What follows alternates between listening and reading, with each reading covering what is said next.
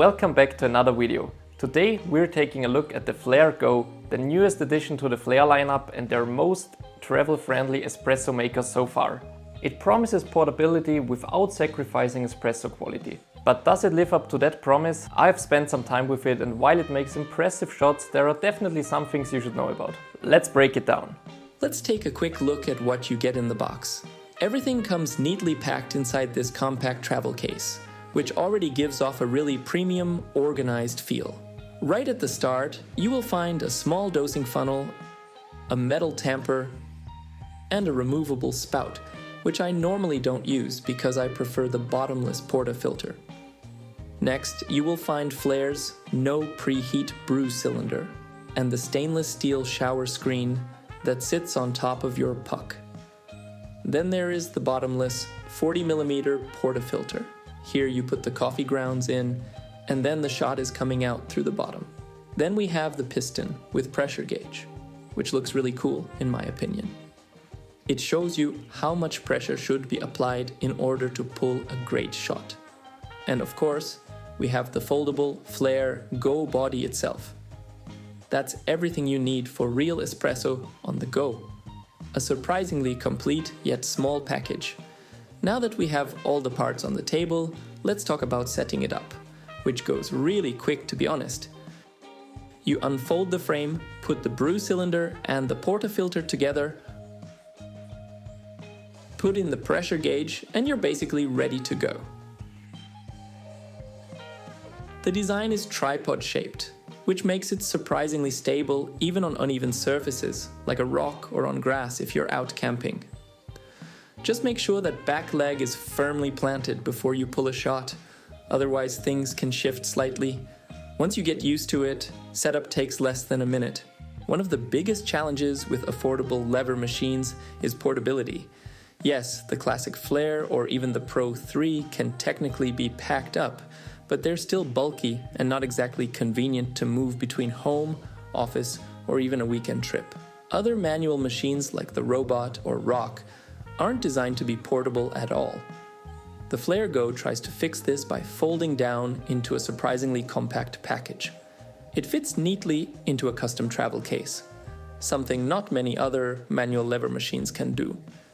The frame is mostly made out of metal and feels solid, but there are a few compromises. For example, some small parts, like the pressure gauge and a group cover, are plastic. The overall structure is sturdy enough for pulling shots, but it has a bit of flex. That doesn't mean it's fragile. I've never felt it would break during normal use, but it does add a touch of wobbliness if you don't set it up carefully. Now I want to show you exactly how I prepare and pull my shots with the Flair Go. At first, I weigh out 15 grams of coffee. Then I put them into my grinder and grind it. I found out that I have to grind it just a little tiny bit coarser than I normally would for my espresso machine. Afterwards, I put the dosing funnel into the portafilter and put the 15 grams of ground coffee into it. Then I shake it a little bit, so the coffee grounds fit into the portafilter nicely.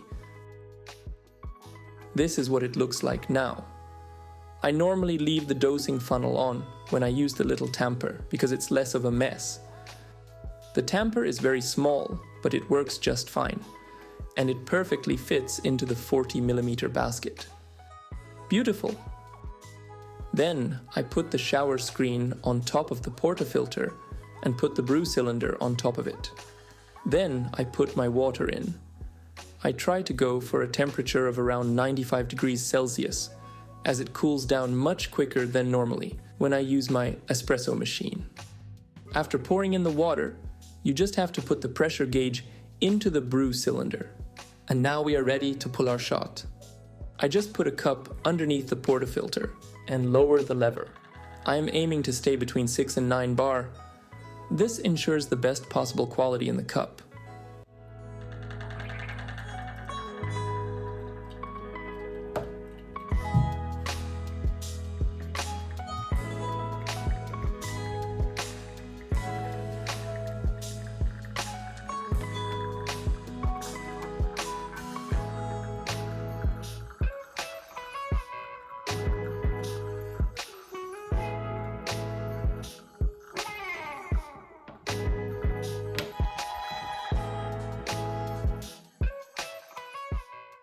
The shot was pulled for around 30 seconds and looks pretty good. It's a lighter roast, so no big crema there. And the results? Honestly, delicious. The Flair Go produces sweet, balanced espresso with good body. Exactly what you'd expect from the Flair system. While it's not as forgiving as a motorized portable brewer, the manual control really shines once you learn the quirks. And cleanup is simple. Knock out the puck, rinse all the parts with water, and you're done. Compared to the Classic, the Flair Go is cheaper and much more portable. Compared to something like the Pro 3, it's definitely less capable and solid, and you can't use more than 15 grams of coffee. But that's the trade-off. If you want a small and portable espresso maker, the Flair Go sits right in the middle. It's more travel-friendly than any other lever machines I know, but still a bit fiddly compared to true plug-and-play portables. But for the price, it's definitely worth a try, and I really enjoy using it. Alright, let's quickly go over all my pros and cons of the Flair Go after spending some time with it. First, it's extremely portable. Everything folds up neatly into that small case, and it's honestly impressive how much real espresso gear fits in there. Second, the build quality is solid where it really matters. The frame and brew group are metal, and the overall feel is quite robust for a travel setup. Third, it makes very good espresso. Once you're dialed in, the shot quality is on par with the other Flair models and not far away from classic espresso machines. And finally, you've got real pressure feedback with the gauge, which helps a lot with consistency. Now, the cons. There is a bit of flex in the frame. It's sturdy, but not rock solid. You'll notice some movement while pulling shots. The brew chamber is on the smaller side, which limits you to roughly a 1:2 ratio, maybe slightly higher. Preheating can also be a bit of a hassle, especially if you're brewing lighter roasts or outside in cooler weather. And finally, like all manual lever machines, it's a little fiddly. There are quite a few small parts to keep track of when you're packing up or cleaning. So yeah, it's definitely not perfect. But for what it's built to do, the Flair Go nails the balance between portability and real espresso performance. So, who is the Flair Go for? If you travel often and want true lever espresso in the smallest possible package, this is one of the best options out there. If portability isn't a top priority and you'll mostly brew at home, you're probably better off with a sturdier Flair model.